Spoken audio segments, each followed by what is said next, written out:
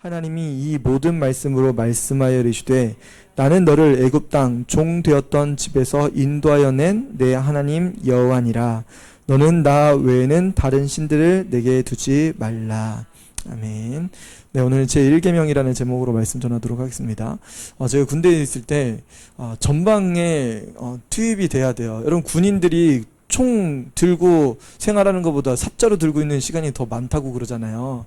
근데 저는 이게 삽자루랑 눈 써는 삽자루랑 그리고 총 들고 다니는 시간이 비슷비슷했습니다. 제가 전방 출신이라 그런데 강원도 고성에서 군 생활을 하게 되었어요. 근데 군 생활을 전방에서 하면 이런 훈련을 좀 빡세게 합니다. 뭘 하냐면 총 쏘는 거 연습 많이 해야 돼요. 그리고 훈련 통해서 이게 전방을 지켜야 되잖아요. 철책을 지켜야 되고 북한군이 내려올 수도 있는 그런 상황이기 때문에 군대에선 그래서 전방에 투입하기 전에 훈련을 하나 띱니다.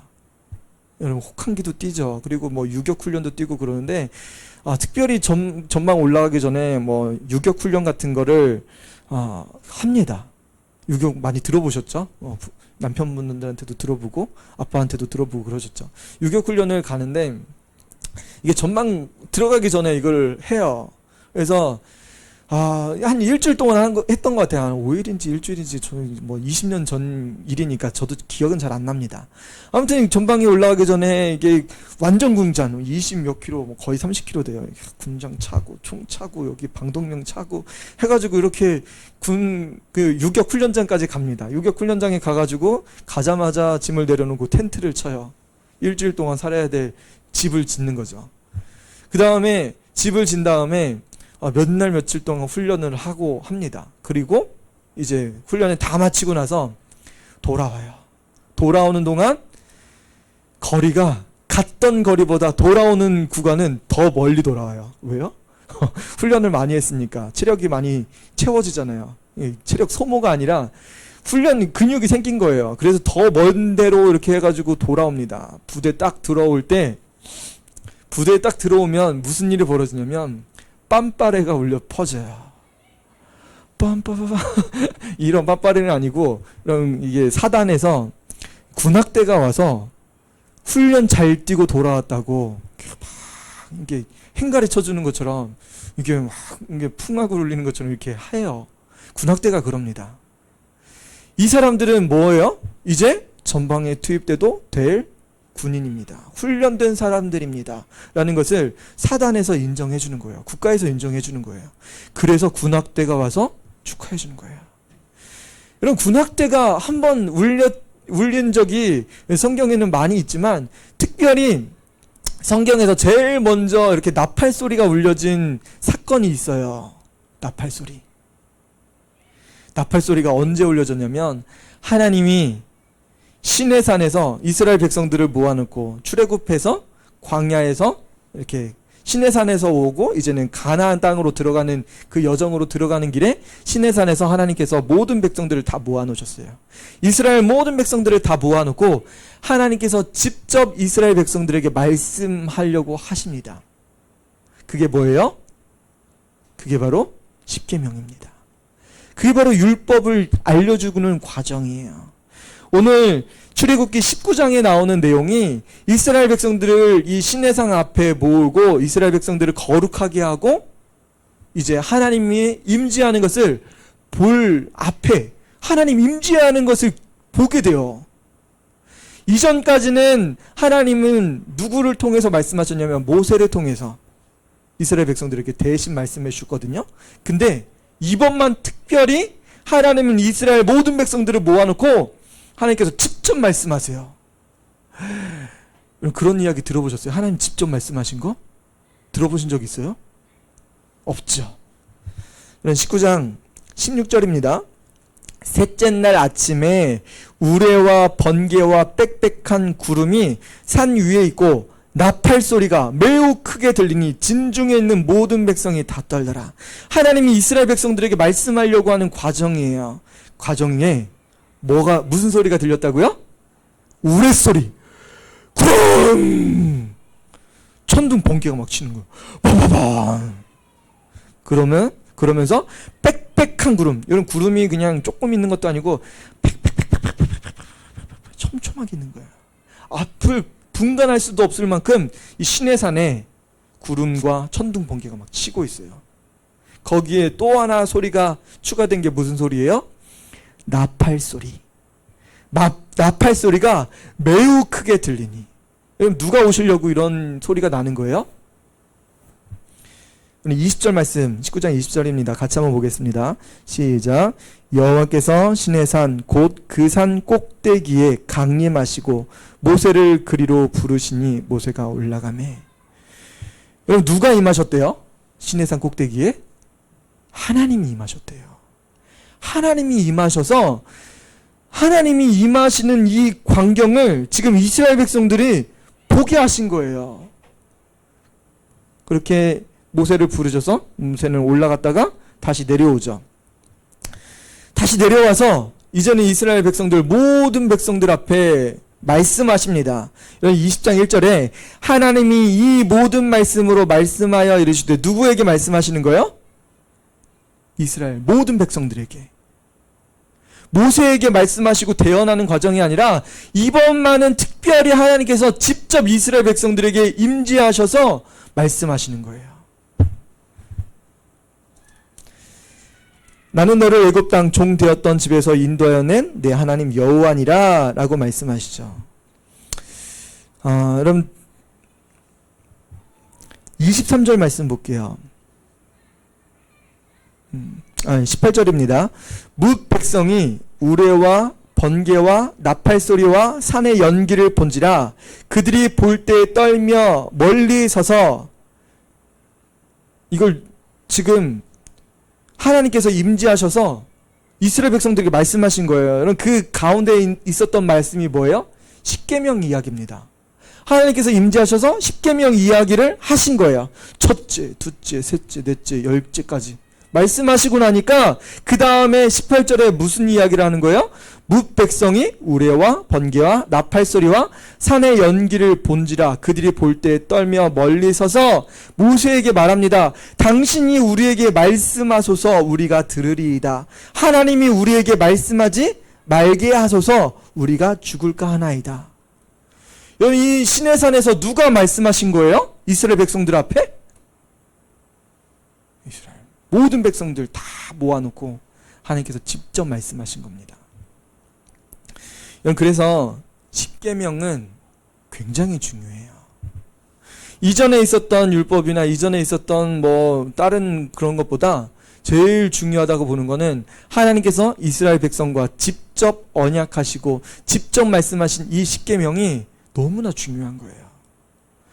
오늘날 십계명을 다 암송하지도 못하죠. 여러분 오늘날 왜 이걸 다시 한번 뒤집어 봐야 되냐면 여러분 하나님께서 십계명을 한 번 말씀하셨을까요? 출애굽기 20장에서? 아니에요. 신명기 5장에서 또 말씀하세요. 뭘요? 십계명을요. 세대가 바뀌었습니다. 여러분 아시다시피 출애굽기 20장에서 하나님께서 말씀하신 이 말씀을 모세가 들으러 다시 올라가서 돌판을 가지고 와요. 돌판을 가지고 왔는데 40일 동안 하나님의 말씀을 듣고 돌판을 가지고 왔는데 이 십계명이죠. 이것을 가지고 내려와서 무슨 일이에요? 돌판을 깨버립니다. 깨버려요. 왜요? 이스라엘 백성들이 하나님이 아니라 황금 송아지를 지금 지어놓고 섬기고 있기 때문에 그랬습니다. 그래서 이스라엘 백성들은 40년 동안 광야 생활하면서 1세대가 다 돌아가셨어요. 다 죽게 됩니다. 그리고 2세대가 그곳에서 태어나고 그곳에서 20대 미만이 있었던 어린이 청소년들이 이제 성인이 되어서 다시 신명기에서 말씀하신 거예요. 하나님께서 다시 말씀하세요. 왜요? 이전 세대의 십계명을 말씀하시고 이후 세대에도 또 십계명을 또 말씀하신 거예요. 왜요? 그만큼 하나님께서는 이스라엘 백성들에게 직접 말씀하시고 싶은 거예요.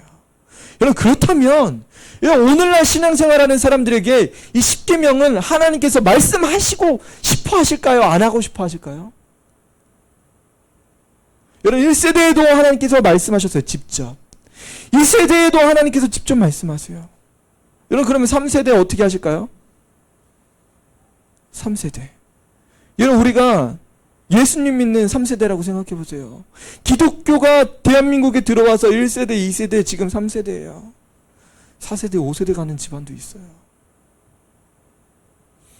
여러분 기독교가 한국 땅에 와서 복음이 들어와서 교회를 세우고 학교를 세우고 병원을 세우고 우리나라가 굉장히 많이 발전되었습니다.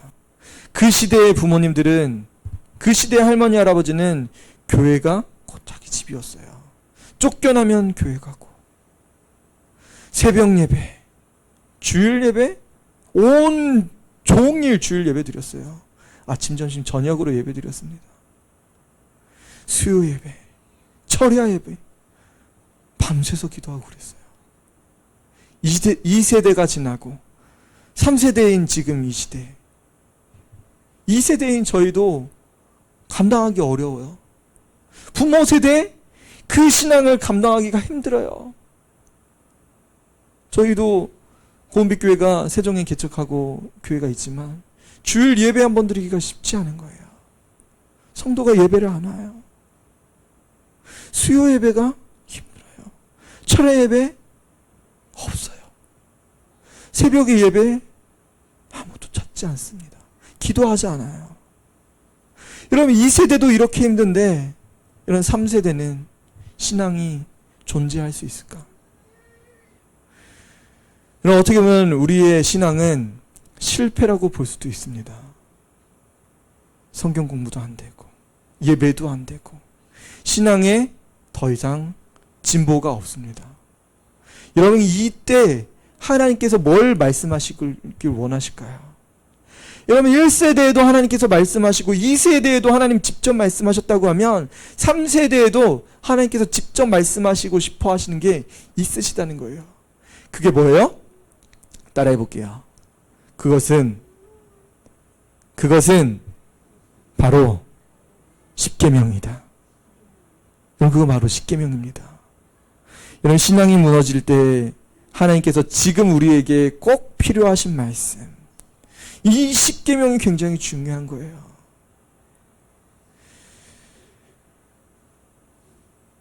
베드로가 예수님을 3번 부인하고 고통스러워하고 있습니다. 펑펑 울고 있어요. 예수님이 부활하셨습니다. 예수님 베드로에게 찾아갔습니다. 여러분 베드로의 인생은 제자의 삶으로서 실패했어요? 성공했어요? 누가 봐도 알죠. 실패했습니다. 근데 예수님은 베드로에게 찾아갑니다. 실패했던 제자들에게 앞에 찾아갑니다. 다 예수님을 부인하고 떠나고 예수님 모른다고 심지어 베드로는 예수님 저주하고 떠났습니다. 어떤 제자는 목매다른 제자도 있어요. 여러분 우리가 예수님께서 보실 때, 하나님 보실 때 우리는 실패한 그리스도인, 실패한 신앙생활로 남아있을 수 있어요. 그런데 예수님은 그 실패한 세대에 찾아오셨어요. 그 실패했던 사람들에게 찾아오셨습니다. 여러분 누가 실패했었어요? 이스라엘 백성들은 철저하게 실패했습니다. 애굽 땅에서 철저하게 유린당하고 종노릇했어요. 430년 동안. 아무런 빛도 없고 소망도 없고 종으로서의 삶을 살고 자기 자녀들 죽이는데도, 나일강에 자기 아들이면 다 빠쳐 죽이는데도 아무런 발악도 못하고 있었어요. 그들은 부르짖었지만 도와줄 수 있는 사람은 아무도 없었습니다. 하나님은 그때 모세를 선택하시고 모세를 들어 쓰셨어요. 그때 모세도 물에 빠져 죽임 당해야 되는 그 상황이었지만 하나님 모세를 선택하셔서 이스라엘 백성들을 구원하는 구원의 통로로 사용하셨습니다. 여러분 우리가 어려운 신앙생활하는 사람들이 있어요. 힘들고 고난 가운데 신앙생활할 수도 있어요. 그래서 넘어지는 성도들도 있습니다. 하지만 그곳에서 끝까지 주님을 따르겠습니다. 나는 주님 아니면 안 됩니다. 주님 나를 도와주세요. 그런 성도들, 그 삶 가운데 하나님께서 찾아오시고 그를 선택하시고 그를 통해서 놀라운 일을 하세요. 여러분, 우리도 실패한 경험이 있어요. 저도 목회자지만 실패했어요. 청소년 때 실패했어요. 청년 때, 군인 때 실패했어요. 학교 다니면서, 대학교 다니면서 실패했어요. 공부를 너무 못했어요. 그리고 학교도 떨어지고, 군대에서는 알잖아요. 너무나 갈굼이 심하잖아요. 너무 힘든 시간이 있었어요. 여러분, 인생에서 실패가 없는 사람이 누가 있어요? 저도 말씀을 준비하면서 옛날 일을, 과거를 회상하다 보니까 저는 진짜 엄마 없으면 못 사는 어린이였어요. 다 그렇죠? 엄마 없으면 못 살아요. 그리고 형 없으면 못 살았어요. 엄마 없으면 가게도 못 들어갔어요. 뭐 하나 사오지도 못해요. 형 없으면 문방구 들어가서 볼펜 한 자루 살 수 없었어요. 맨날 놀림받았어요. 형 없으면 못한다고, 엄마 없으면 못한다고. 그런데 어느 순간 하나님께서 성도들 앞에 서게 하셨어요. 이게 참, 저도 참 연약한 게 아직도 그런 성품이 남아 있습니다. 성도들이 가만히 있으면 저도 그냥 아무것도 안 해요. 성도들이 하자고 하면은 성도들 따라서 하고 그래요. 목회자면 딱 가이드라인을 제시하고 이렇게 따라오십시오, 이렇게 해야 되는데, 저도 어렸을 때부터 이 심령이 살아있어서, 이 심성이 아직도 있으니까 부끄럽기도 하고, 내가 해도 될 수 있을까? 내가 하면 할 수 있을까? 성공할 수 있을까? 그런 두려움이 먼저 있는 거예요. 그래서 여러분들도 요청해 줘야 돼요. 목사님, 함께 합시다. 기도합시다. 같이 예배합시다. 저희 가정에 와서 신방해 주세요. 기도해 주세요. 같이 성경 공부 같이 해주세요. 여러분, 이런 이야기를 목회자도 저도 듣고 싶어요. 지금 어려운 상황이니까, 코로나19로 인해서 다 안 하고 있잖아요. 다 못 하고 있으니까 어느 때보다 이게 더 심합니다. 하지만 여러분들이 마음을 열고 우리 가정에 오셔서 예배 드려주세요. 기도해 주세요. 요청하는데 목회자가 안 갈 목회자가 있어요, 없어요? 없습니다. 하지 말라고 하니까 지금 억눌린 것 때문에 지금 못하고 있는 상황이 더 크지만, 제 마음속에는 그런 것들이 더 크게 다가와져요. 안 해도 되는구나. 목회자의 마음 가운데 어느 순간 이거 안 해도 되네, 이런 마음이 드는 목회자들도 많이 생기고 있어요. 제가 아는 교회도 주일 예배 딱 한 번 드려요. 점심도 못 먹으니까 12시 반에 목사님까지 모든 성도가 다 교회를 빠져나가요. 지금 교회가 이런 상황이에요. 그런데 뭘 할 수 있겠어요? 여러분, 우리 교회 근데 사실 많이 하고 있습니다. 다른 교회보다 많이 하고 있어요. 어린이들 위해서 사역하고, 청소년들을 위해서 사역하고, 우리 성도들을 위해서 기도하고 중보하고, 이런 일들을 계속 끊임없이 감당하려고 하고 있습니다. 여러분 응원하시고 여러분 동참해 주셔야 이것을 더 힘내고 더 힘내서 할 수 있는 겁니다. 여러분, 하나님께서는 이런 상황 속에서, 이스라엘 백성들의 이런 아픔, 실패한 이 상황 속에서 하나님께서 찾아오셔서, 하나님이 진짜 살아계신 하나님이라고, 우리를 사랑하시고 우리와 함께 하시려고 하는 그 메시지를 전해주고 계신 거예요. 무슨 말씀으로요? 바로 십계명의 말씀으로 우리에게 말씀하고 계십니다. 나는 너를 애굽 땅 종 되었던 집에서 인도하여 낸 내 하나님 여호와니라. 하나님께서 분명하게 말씀하시죠. 우리를 종 되었던 곳에서 인도해낸 하나님이라고 말씀하세요. 우리의 주권이 어디에 있는 거예요? 우리의 주권은 바로 하나님께 있습니다. 하나님은 독수리 날개같이 우리를 업으셔서 이 땅으로, 가나안 땅으로 하나님께서 인도하고 계신 거예요. 이스라엘 백성들이 하나님께서 직접 친히 이스라엘 백성들을 구원해내시고 인도하시는 과정들을 이스라엘 백성들은 지금 보고 있는 거예요. 그러면서 하나님께서 특별하게 이스라엘 백성들과 말씀하십니다. 빽빽한 구름 사이에서 우레와 번개 그리고 나팔 소리 가운데서 이스라엘 백성들에게 첫 번째 말씀하십니다. 우리 3절 말씀 같이 한번 읽어보도록 하겠습니다. 시작. 너는 나 외에는 다른 신들을 내게 두지 말라. 너는 나 외에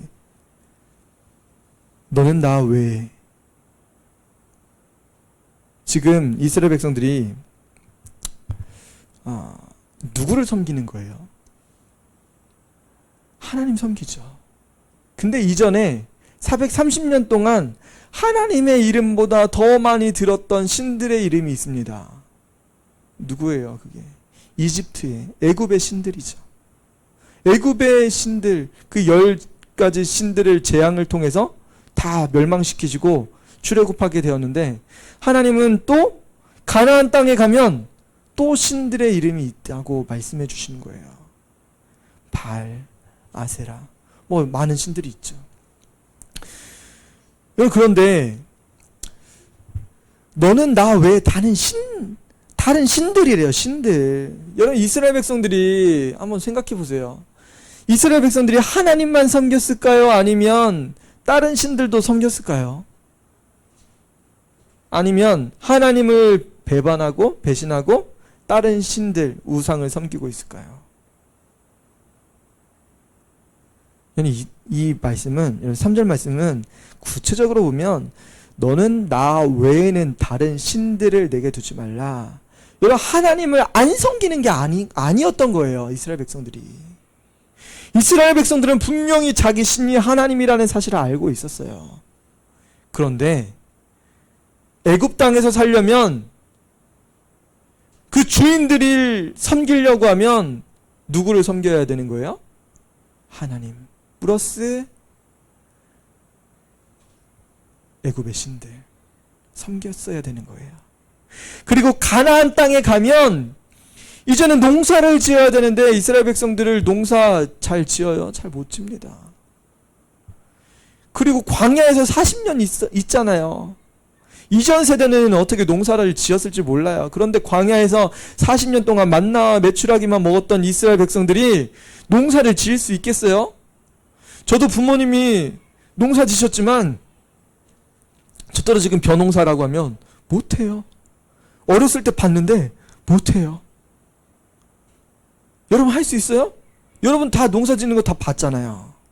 못해요. 근데 40년 지났으면 이제는 농사 짓는 기법이 아예 없어요. 어떻게 벽시가 뭔지도 모르고 어떻게 발아해야 되는지, 물을 얼마큼 대줘야 되는지 전혀 모르는 거예요. 그런데 가나안 땅에는 바알신을 섬기는 이방 사람들, 가나안 땅에 가나안 민족 사람들을 보니까 벼가 막 이렇게 자라요. 밀이 막 쭉쭉쭉 자라고, 추수도 엄청 자라고. 여러분, 그것을 하나님이 알고 계셨어요. 이스라엘 백성들이 가나안 땅에 들어가면 다른 신들을 섬길 것을 알고 계셨다는 거예요. 여러분, 어린이 청소년 길을 지나면서 여러분, 많은 신들을 이름을 듣습니다. 청소년 때 뭘 들어요? 혈액형 운세, 타로점, 별자리 운세, 그리고 12지간 뭐 해가지고 용 나오고 뭐, 그리고 뭐 점치는 그런 사술, 점술 뭐 이렇게 괴 해가지고 몇 날 몇 시에 태어나가지고 뭐 점이 이렇다, 이런 거 여러분 성장하면 할수록 그런 것들 경험하게 됩니다. 알아갑니다. 전문 사람들 이야기를 들어봐요. 그러면 정말 그런 것 같은데? 너 진짜 조심해야 되겠다. 서로 이런 이야기를 하다 보면 어떻게 돼요? 진짜 그게 용한지 알아요. 사실 궤변인데 우리를 불안하게 하는 거예요. 우리 인생은 알 수 없기 때문에, 앞날을 알 수 없기 때문에 그런 불안함을 주는 거예요. 우리에게 평안을 줄 수 있는 분은 오직 하나님밖에 없습니다. 하나님을 섬기고 동시에 우상도 섬기는 이스라엘의 모습을 하나님은 알고 계셨어요. 이 상황 속에 하나님은 다른 신들을 내게 두지 말라 말씀하신 건 어떤 말씀인 거예요? 너 인생 살아갈 때 다른 거 둘 수 있어. 다른 신을 둘 수 있고 다른 우상을 섬길 수도 있어. 하지만 너는 나만 바라봐야 돼. 너는 나를 봐야 돼. 우리 수요 예배 때 바라보기 어려우면 뭐 보라고 했어요? 네. 목사님, 설교하는 목사님 눈 마주치기 어려우면 마이크 보라고 했죠. 마이크를 보면 그나마 이게 눈 마주치는 것보다 이렇게 마음에 좀 안도가 생깁니다. 눈이 아니니까 눈 마주치는 건 저만 할게요. 마이크를 보세요. 마이크를 보시면 도움이 많이 됩니다. 그러면 앞에 이렇게 청중하는 것처럼 느껴지고 보여져요. 자, 다시 하나님만 바라보라고 지금 말씀하고 계신 거예요. 이스라엘 백성들은 끊임없이 하나님 섬기고 다른 것들 같이 섬기고 있었던 거예요.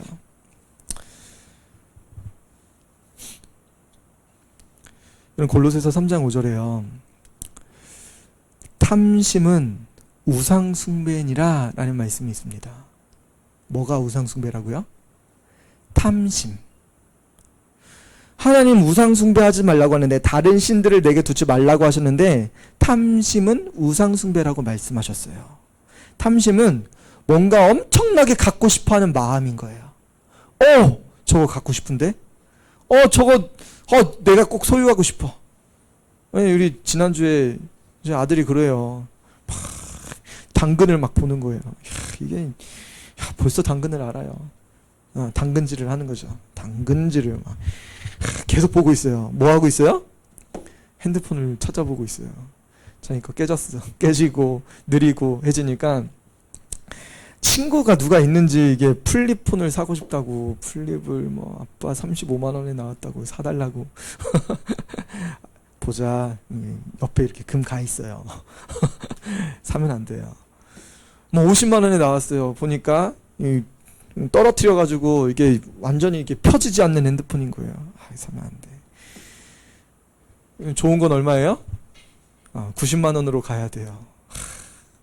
이거 못 사. 이걸 살 수 없는 거야. 알려줬는데, 이게 탐심이 계속 이 어린 아이들에게도 찾아옵니다. 이런 어른들에게도 이게 없어요? 있습니다. 근데 성경은 이 탐심을 가리켜서 뭐라고 하냐면, 무엇보다 가지려고 하는 이게 과도한 욕망이 탐심인데, 남의 것, 새 것, 이렇게 계속 가지려고 하는 것, 그게 탐심. 이거는 결국은 하나님보다 더 사랑하는 것, 하나님보다 우선시하는 것이 바로 탐심이고, 그 탐심이 바로 우상숭배라고 성경은 알려주고 있는 거예요. 여러분, 우상숭배하지 말라고 하고 다른 신들을 두지 말라고 하는데 우리는 끊임없이 뭘 생각해요? 예배 빨리 끝나고 이제 시험기간인데 시험기간인데 교회 가마라. 그렇죠. 시험 끝나니까 뭐예요? 시험 끝났으니까 친구들이 놀지. 친구들 교회 가마라? 안 가요. 뭐예요? 하나님보다 우선시하는 거는 다 탐심인 거예요. 탐심은 우상숭배니라. 여러분, 우상숭배하고 다니는 거예요. 주님을 사랑하지 않고 하나님의 말씀 듣는 그 은혜를 사모하지 않는 것, 우상숭배입니다. 여러분 안에 탐심이 있을 때 하나님은 그것을 제거하라고 말씀하세요. 너는 나 외에는 다른 신들을 내게 두지 말라. 하나님은 우리에게 있는 이 우상숭배 결코 용납하지 않으십니다. 하나님 이 우상숭배 하는 것을 원치 않고 계세요.